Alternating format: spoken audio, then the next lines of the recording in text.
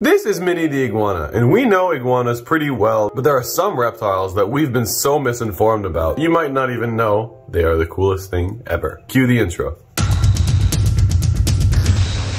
So at first I was going to title this video, Top 5 Times Hollywood Lied to You About Reptiles. But there are some things in this list that it's not even Hollywood, it's not even movies, it's just common misconception about reptiles. So we're gonna begin. Turtles are slow. Now turtles are far from slow because half the turtles that exist on this planet are actually aquatic turtles. And these animals are not slow at all. They can swim really fast, they can catch their prey, they can escape predators, they are totally in control of their element, and they are not slow at all. Snapping turtles actually have one of the strongest and fastest bite in the animal kingdom. Now on the other hand of the spectrum, tortoises are also pretty fast. Of course we like to associate them with moving slow, but that doesn't mean that they do that all the time. In fact, big tortoises, giant tortoises, can actually move pretty fast because their legs are actually pretty big. So each step that they make is actually a considerable amount of distance. If they want to get somewhere, they will get to that place in a pretty reasonable amount of time. Of course, I'm not talking about all tortoises. Some tortoises are pretty slow on the regular basis, but that doesn't mean that they can't turn it up and go fast when they feel like it. So they're definitely not slow, and they definitely have enough metabolism to use the energy to get away or go fast, or even bite fast in some cases. Turtles are really cool and they're not slow at all. Moving on. Reptiles feel slimy. I've heard it time and time again.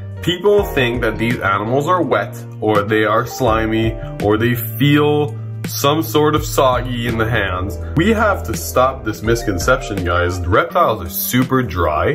They actually can't even sweat. They don't have sweat glands in their skin, making it one of the driest animals that can exist, right? Mammals are the only things that can sweat. Now it's funny, people really don't want to learn enough about these animals to stop their fear or their disgust about these animals. People think that they are super mean or aggressive or slimy, or they feel disgusting in the hands, but they're one of the coolest animals that exist on this planet, and I honestly couldn't live without them. Next up, and this is a sad fact, I am super sorry to be the one that burst your bubble if you didn't know this fact, but it is a little sad. So chameleons don't change colors to camouflage.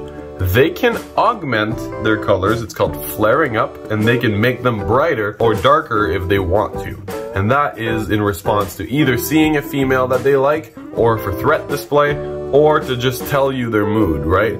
But they are not going to change from blue to red to yellow to green to purple. That's just not how their pigment work. They're also not going to blend in with the texture of the background, whether it be rocks or leaves or bark. Chameleons aren't meant to disguise themselves with their surroundings. Unfortunately, that ability stays reserved for the members of the cephalopod family, which are the octopus and squids. And I know a lot of people love chameleons because they can imagine that this disappearing animal is going to be like elusive and super hard to find, but if you get one that's pretty brightly colored, he should remain that color or a little duller or a little brighter depending on the day, but it's going to be the same pattern of colors for sure, guys. And once again, I'm super sorry to tell you this. If you're feeling bummed out, I apologize, but mostly it is the media's fault. It's people that are feeding us these false images just to gain clicks on their articles or on their videos. I actually have a buddy that just came back from Madagascar. His name's Adam Wickens, and he just came back from a super nice trip in Madagascar where he found chameleons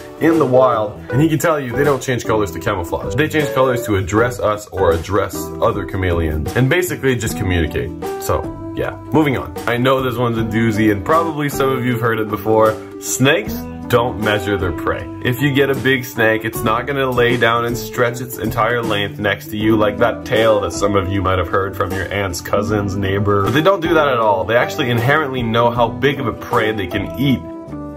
Unless you're talking about a really small kid. But mostly the prey items that a snake this big is going to encounter is going to be rodents or things of that nature or that size. So yeah, you're pretty safe and you're not going to get measured in your sleep by a snake. That's just a fairy tale, and I'm honestly pretty happy to burst the bubble on that one. Educate yourselves, people. That makes no sense. Anyway, moving on. Ladies and gentlemen, I am proud to announce birds aren't real. But I don't mean birds aren't real as in the meme that's been going on in the last few years. Basically, if you guys don't know, and some people actually do believe in this allegedly, so some people actually believe that birds are government cameras that are here to spy on us and report back to the government in case of any illegal activity. I think the evidence is all around us. Birds sit on power lines. We believe they're charging on power lines. Birds aren't real. That rallying cry has taken wing among younger Americans. Thousands of Gen Zers across the country claim to believe the U.S. government has replaced all birds with look-alike drones being used to spy on the American people. Now that doesn't sound right. Why did I bring that up? Let's talk about the much more real cladistic facts. Because in fact, birds are not very real. They are, but only because we've decided to make the distinction at feathers. Technically, ladies and gentlemen, drum roll please, birds are reptiles. Technically, they're also dinosaurs as well, because they've evolved from a clade of archosaurs, and they are cousins to the Tyrannosaurus rex. There is a reason why T-Rexes and chickens have the same amount of toes, because they're both pteropods, and pteropods evolve from the same base. Ptera, 3, pod, toe. That is the way it goes. I don't even know why I did that. Anyway, that's all for me today. My name is Matt. She's Minnie. Peace. Thank you so much for checking out this video, everybody. If you enjoyed it, make sure you hit that like button. And if you really loved it, why don't you subscribe? It's free, you know?